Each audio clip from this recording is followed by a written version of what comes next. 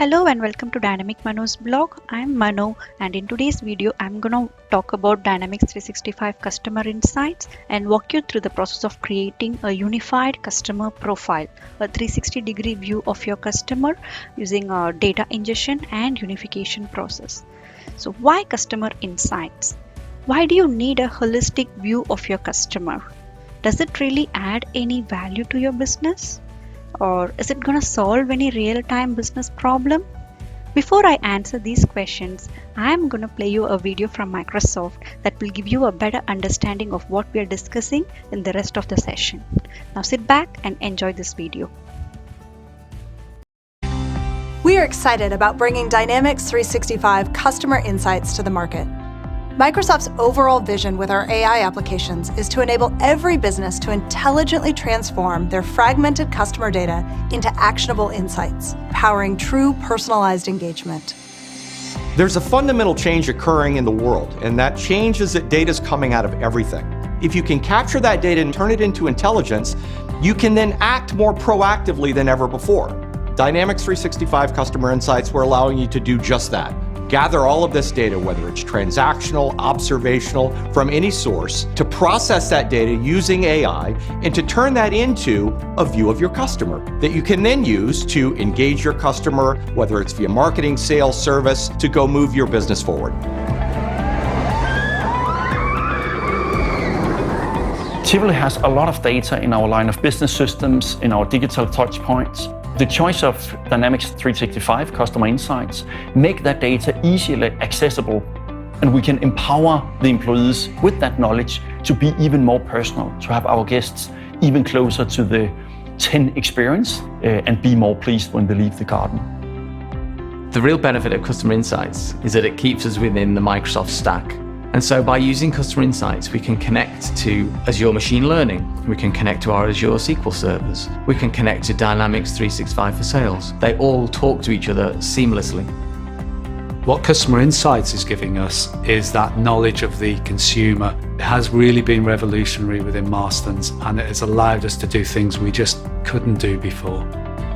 It's all about giving customers what they want. And what Microsoft allows us to do is keep up to date with our technology and really use that technology to bring a brilliant customer experience.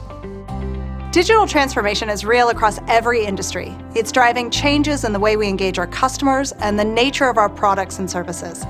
Transformation isn't easy, but it's absolutely necessary for all companies to compete and remain relevant. I hope you now have a better understanding of what we are discussing in this session. Yes, customer expectations are growing nowadays. So they have a feel that they are in a relationship with a company when they do a purchase. So after the purchase, they want the company to remember the past purchase history and get back to them with relevant offer. At times, they also feel that the company should approach them at the right time. Like they should know when to approach and when not to approach a customer. But are these expectations being met by organizations? Let's see. Most of the time, customers are frustrated by the inconsistent experience across multiple channels. They're also annoyed when they receive irrelevant content into their mailbox. So what they exactly expect is a personalized customer experience, and that demands that the company should understand and value their customers. It's not the product or the service that derives the purchase decision of a customer, but it's the personalized experience, and that becomes a challenge for any organization because they are still on old methodologies and processes. So how do we fill this gap? Can we think of an AI solution for this? Yes, absolutely. And that's what Dynamics Customer Insights is all about. So Microsoft has come up with this SaaS solution, which is AI-driven model, and that when implemented in your organization will empower the organization with all the relevant customer information that's required for the frontline staff to deliver a personalized customer experience. Let's take a look at Microsoft's approach. So the first step is to start with data, the historic data that you have saved in the past. So at least you should have 3 months data to have a forecast for the next month. So customers' data is residing in these multiple disparate systems. So now you're going to harness the customer data for actionable insights. But there is a challenge. This data is residing in multiple systems. It doesn't talk to each other. They are in silos. So how are you going to pull out a 360-degree view of your customer when your data is residing in this silos? It's quite challenging, right? Now customer insights comes with inbuilt connectors that lets you ingest data from these sources, and you're going to do the unification process next. So once you have the data in place, so now you're going to do mapping, matching and merging, which is a 3-step process, after which you're going to have a unified customer profile in hand. So this customer profile is a flat file that holds the information from various data sources. At any point of time, if you ask your organization how many unique customers you have, it would take time for them to come out with this detail. But now with customer insights, it's pretty fast, and now you can say, okay, these many customers are unique customers in my organization. So now you have the unique profiles. You can do some enrichment to your profile by adding some brand affinity details or product interests from Microsoft Graph, which will give you some predictive signals. So with this, you can add measures to pull out some insight. When you have insights in place, you can start acting on it. At this stage, you have started the AI journey. Your organization have started the AI journey now, and the next step would be you're starting to use accelerators. Then finally, you will do more tailored custom model that fits exactly your business requirements. So that's at the next level. Now let's see how to extend this to various other customer engagement apps. So this customer profiles can be now segmented based on some criteria. For example, there could be a segment that says, okay, these many customers have churned out in the past month, and there could be some other segment that says, okay, these are high value customers based on the data that we have pulled in from various systems. So this segmented data can now be extended to external systems like marketing systems or sales, or you could also pull it into other Dynamics 365 customer engagement apps like Power Apps, Power Automate, Power BI. So when it's available there, you could just automate certain processes and you could push it to multiple channels for communication with the customer. So this will finally deliver a personalized customer experience. So now back to my question. Why Dynamics 365 Customer Insights? Well, it's pretty easy to start with the existing data. You can quickly start acting on the data for actionable insights, and these insights are AI driven, which means you can predict the intent of your customer. And most importantly, you're on a reliable platform. So the data that you're working on stays on Azure, and the underlying platform for this architecture is Common Data Platform, the CDP.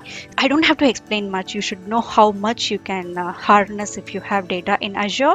So without much harangue, let me quickly move into the demo.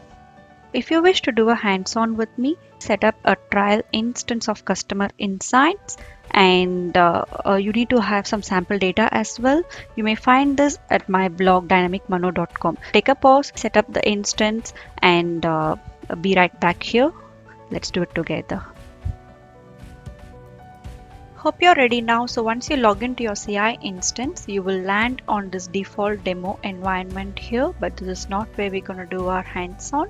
We will be doing it in the environment that's created for us. In my case, it's dynamicmano.org here, but you should have one for yourself as well.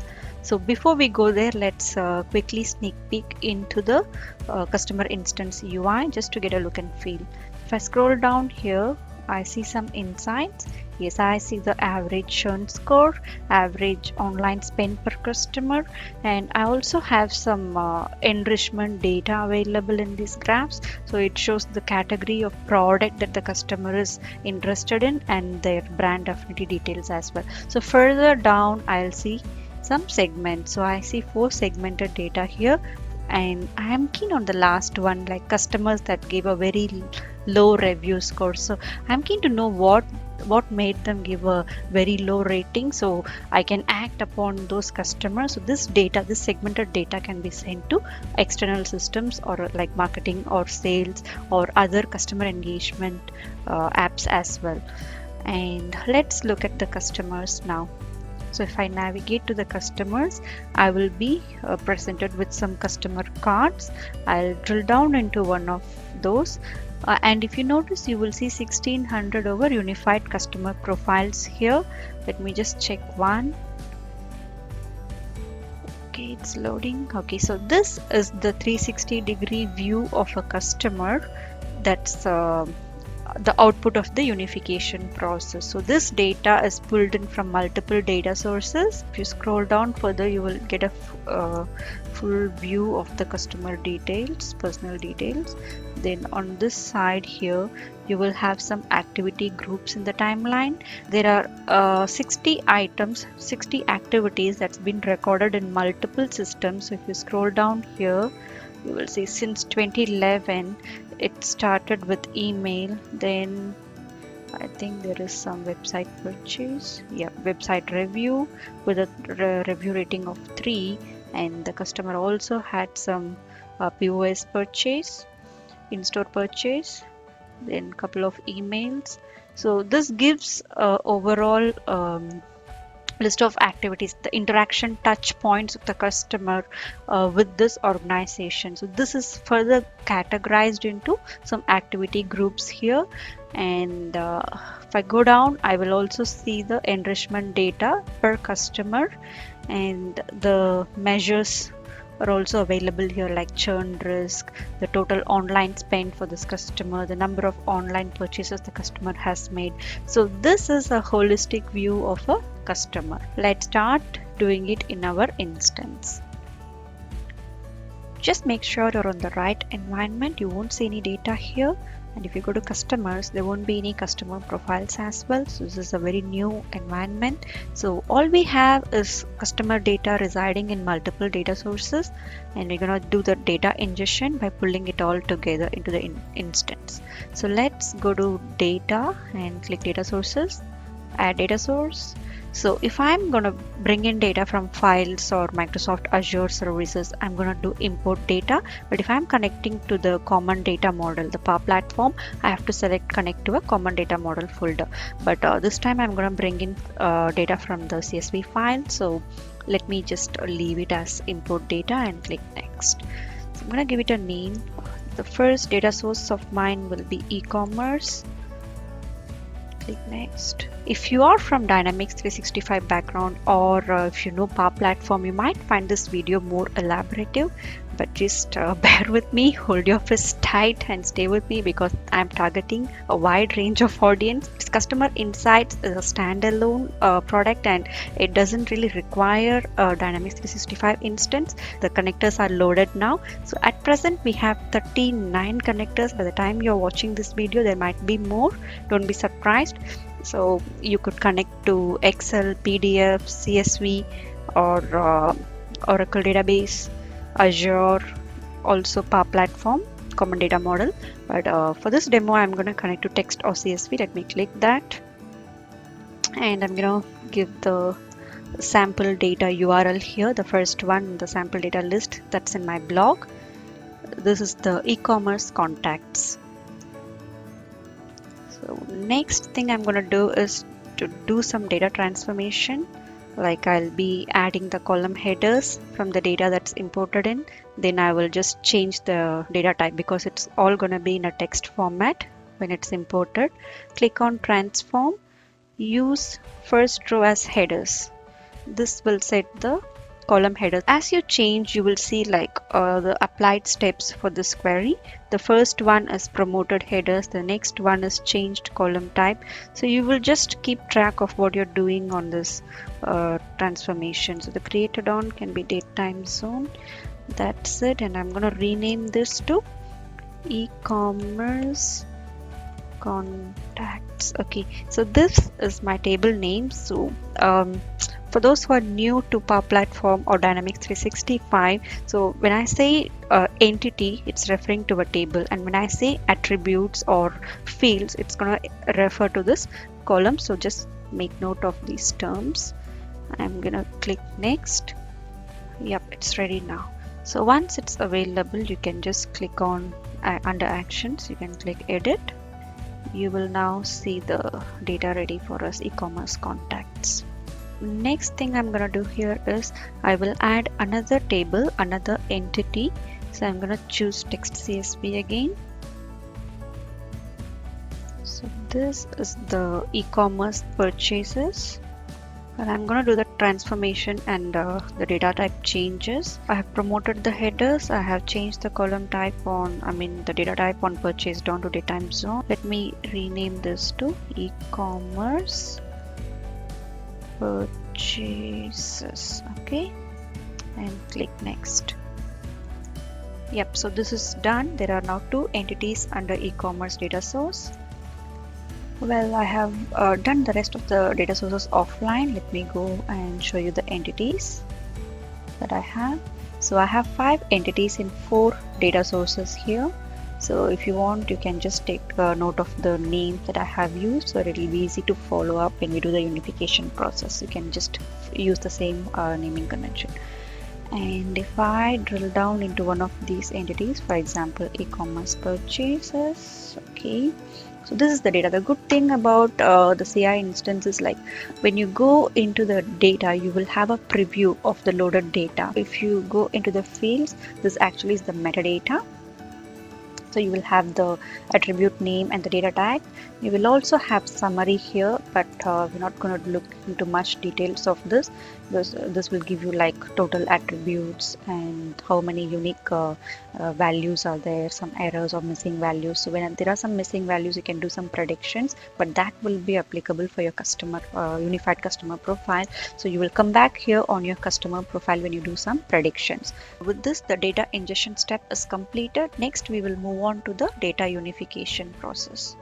So the left navigation, click unify.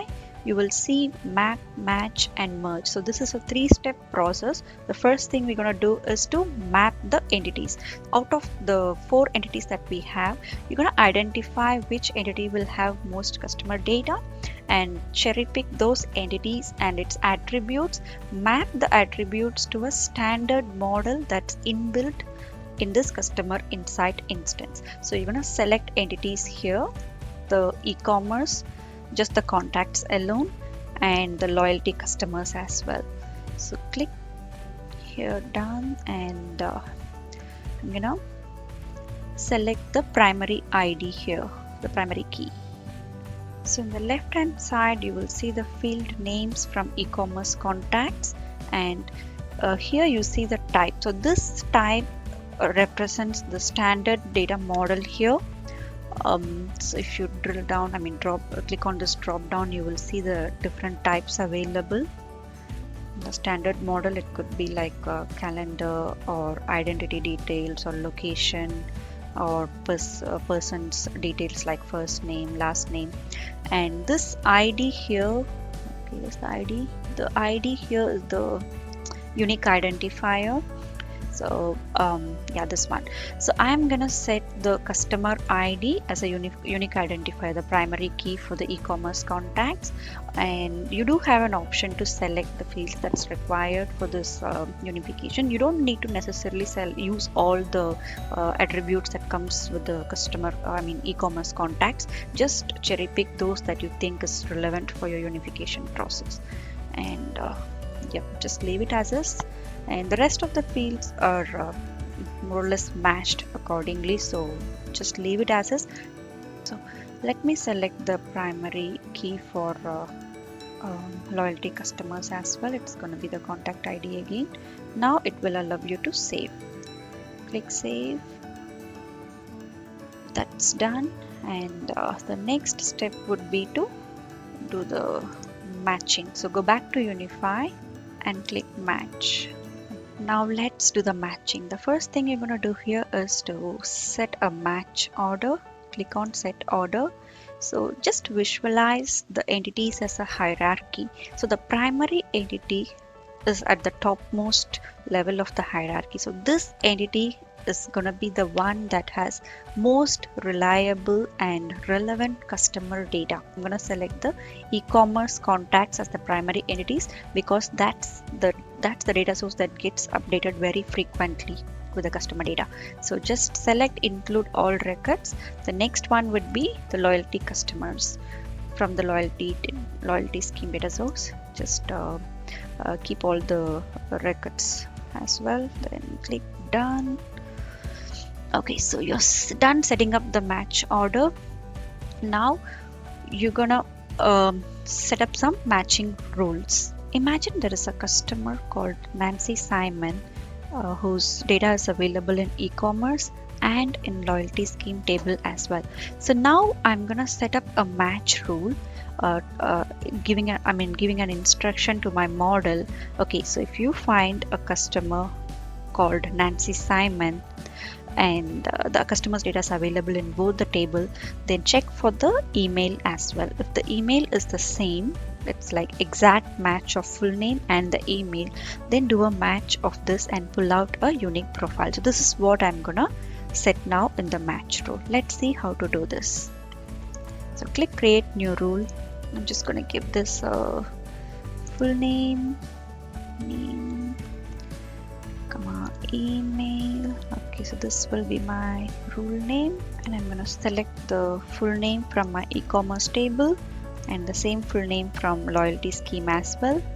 Now you could choose to do some normalization, like for example the phone number, name, address. Yep. And I'm gonna leave I'm gonna set the precision to high. So when you set the precision, you have options like basic or custom. So if I go with basic, I can go with low, medium, high, or exact. So what exactly it means is, like, if you set the precision to be exact, it has to be 100% match, and anything less than 100 can be like high, medium, or low based on the percentage level. So the custom would be like similar to this, but you will be giving a precision level from 0.01 to 1.0. So I'll just go with the basic one and set it to high. So this is done. I'm going to edit to add one more condition. So click add condition here. So we have configured the full name condition in the previous step. So now we're going to configure the email condition. So it's exactly the same what we have done earlier. I'm not going to do any normalization here, and I will leave the precision to high. So with this, I can now save it. So that's done. So let me click on run. So this will give me some unified profiles. Well, the matching is done. We now have 5,357 unique customers and 4,647 matched records. So if you scroll down further, you will see like 5,002 records from each of these two tables, and out of those 92.9% are matched, which is 4647. So the left out unmatched records from each table will be like 355. So if you sum up, that would be like 710. Then if you add that to this matched records, it would sum up to 5,357 unique customers. So my idea is to bring up profiles from both the systems, so that I don't want to see the same customers data in multiple systems. I want to see unified data, in which case I should reduce this count. I have to eventually increase the matched record. So for this, I am going to tweak this rule set a bit. Let me edit this.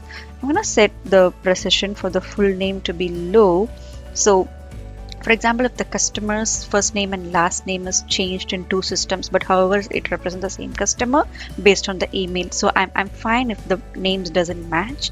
Well, so let me just go ahead and run this, and let me see how many records I can get. I should run this now. I'm going to do a rerun. Okay, hold on. Once it's done, I'm going to show you this count again. So I'm expecting this matched records count will go higher and the unique customer profiles will go down. Let's see what happens.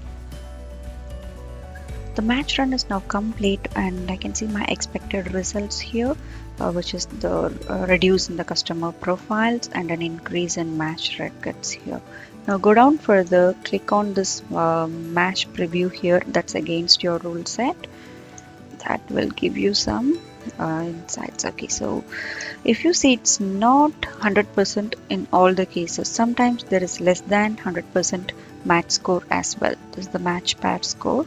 So the reason is like we are a bit lenient on our matching rule. So in this case, if you notice, James Finney in e-commerce is not same as the first name in loyalty scheme table, James Finley. So there could be some typo, or the first name and last name could be swapped. But as long as the email is same in both the systems, I'm good to match this record as a unified profile. So that's the 96% match. For this we are done matching, and the last phase is to do merge. Merging is to reconcile your customer profile data. So for example, if you have any duplicate data or any conflicting data, you could just do some reconciliation. And for example, if you see the customer fields here in the top, you will notice postcode, street address, city, and until country, and the loyalty ID. These are the attributes that you cannot merge these attributes, because it doesn't make sense to merge postcode from e-commerce to loyalty customers, right? So this will be like left standalone, but you can choose to either keep them in your customer profile or delete them by clicking here. You do have an option to combine, but if you think, okay, any of these items could be merged, let's say in loyalty customers, if you had any country or postcode, you could just do that by combine fields here and just give them a name. And if you see, e-commerce will have 5 fields here, loyalty customers will have 1 field. But at this scenario, I don't think you can merge any of these, because it doesn't make sense to merge postcode with loyalty ID or any of these fields with loyalty ID. So I'm just going to leave it as is. Just click cancel. Scroll down further and you will see this set of fields here with the number 2 in the bracket. So these are the merged fields, automatically merged by the model. If you click on the first name, you will see the ranking and the entity name and the source. So if you see, the ranking goes to e-commerce to be the first one, and the loyalty customers to be the second. If you recollect, we set the match order in the previous step. Think of the hierarchy that we discussed earlier. The primary entity was e-commerce and the secondary was loyalty customers. So that's the match order we have provided. So when it comes to ranking, it will choose the e-commerce contacts as rank number 1, because that's what the matching order says here. For example, if telephone number is a conflicting data, then it will choose the telephone number from e-commerce table into the customer profile, and it will ignore the telephone number from the loyalty customer. So that's pretty much about matching. If you scroll down further, you can see the keys. So you cannot combine, merge the data from the primary keys. That's something basic we all know. So you will just leave it as is. So these two will appear as 2 separate fields in your customer profile. So if you have anything removed, it will appear here, but I haven't removed any of these data. I'm just gonna go with this. Let me click save and run this. The merge is now complete. The data unification process is completed as well. Now go to customers. Your data is still not ready yet. You need to do the search and filter index. Click on this last step here. So when you set up the search and filter index, you will be able to search your customer profiles from your external applications as well. So let me quickly add the fields that will be used for the searching. Maybe I can choose first name, last name, fine with full name as well, date of birth, email and contact ID, loyalty ID. Yep, I think I'm good with these fields. Let me just add them. And if you want to remove any of these, you can choose to remove them from this list here later. So once this is done, I will just click save and run this from the index. So this will create indexes. That's done, and we now have 5061 customer profiles ready here. If you can search for Simon, it'll pull out the records that show that whose first name or last name is Simon. So let me take a look at one of these records, drill down into the details, and you will see the personal details pulled in from two tables, e-commerce and loyalty details. But this is not done yet. We still need some data from other tables to get some insights, a holistic view of this customer. So for that, we need to create a link between a relationship between this unified customer profile and point of sale, in-store purchase, or it could be the e-commerce purchases. Currently we have only e-commerce contacts, so we're going to link this to e-commerce purchases and pull out some measures from those tables, to see how much online purchase this customer has done or how much in-store purchase this customer has done. So to do that, we need to set up some relationships. So I'll go to data, relationships, click on new relationship. I have set up the entity details here and the relationship as well. So from e-commerce purchases to the customer insights customer table, we have many to one relationship, and I have chosen the primary keys here to match with. So let me save this. I'm going to create one more for the point of sale purchase as well. Just take a look at the relationship details that I have set here, and I'm going to save this relationship. Yep, so that's ready now, and the next step would be to create some measures. But before this, I wanted to show you the unified customer profiles customer entity itself. So if you see under entities, you will see a customer entity. So this is a newly created entity for unified customers. So you can just go into the this is the data. Just go into the fields. Here you will see the metadata. Interestingly, you will see the summary as well for each and individual attributes here. So later you can do the prediction based on the missing values. Now let's do the measures. You have two types of measures here, the business health measure and the customer level measure. So the business health measure will give the overall performance or the health measure for the entire organization, while the customer level will give you the details for individual customer profile. For example, how much the customer has spent online. So the business measure could be the average spend of customer in the online system or the average spend of customer in the point of sale system. So these are some examples I can show you. Now let me create few measures. Here you will have an option to select customer attribute, customer measure or business measure. First I will show you how to create a business measure. Just gain some details like name and display name, choose business measures and click next. So I have selected the POS purchases entity here, and this is my function average. So I'm counting the total price and giving a display name. So this is pretty much done. I'm gonna save this now. While it's updating these measures, I will create a few more and show you an overview of what I have done.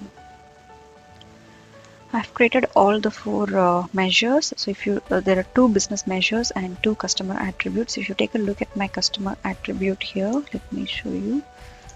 Edit. Okay, I think I need to wait until this gets updated.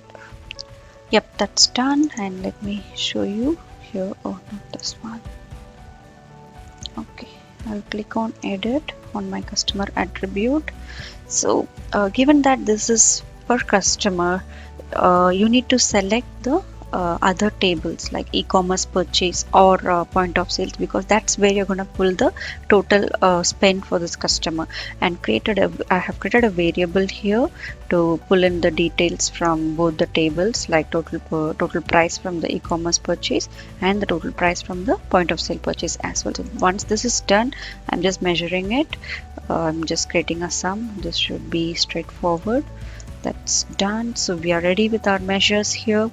The next thing what we're going to do is to see how it looks like on our customer's profile. So click on one of these customers here, just drill down to see the measures. So these are the customer attributes that I created, the total club points and the lifetime spend of this customer individual details. So we have also created 2 business measures, and that should be available on your home page because that's organization level, right? So if you go under insights, you will see average web purchases and average store purchases as well. So this is for the organization level, the business health of this organization. So now I will also show you some views that the measures have created. So if you go under entities, we already saw the customer profile. There's something new under measures. So the customer measure is an interesting view where you will get all the measures that you create as a attribute, individual attributes. And if you go back to the entities, the business measure that you have created will be separate views. So the average store purchase is a separate view. Similarly, the average web purchase as well. So now we have the insights and measures in hand. The next thing we do is to act upon this insight. So we need to first segment the data to different categories, and based on the segmentation, you can take some action on the data. I think we have done a good job today, so I'm going to stop here and show you the segmentation and much more in my upcoming videos in this blog series. Now let's quickly have a recap. Today we discussed on customers' increasing expectations and how that turns out to be an organization's challenge. We also saw a Microsoft AI-driven approach and how customer insights empower every organization to provide a personalized customer experience, which is a key for successful customer journey. And it's absolutely no code, low code, and you're going to harness your existing historic data to increase revenue with reduced implementation cost. We also had a demo. I hope you worked alongside with me, and we did data ingestion from multiple data sources. Next, we did a unification process, which is map, match and merge. It's a 3-step process, and we got a unified customer profile as an outcome. We did set up some search and indexing. Then we finally had a relationship setting and measures to pull in some insights from other data sources. And we did a business measure for organization level and customer attributes for the individual customer profiles. Well, I'm going to leave you with this key takeaways here, and see you in my next video in this customer insights blog series. Thanks for watching.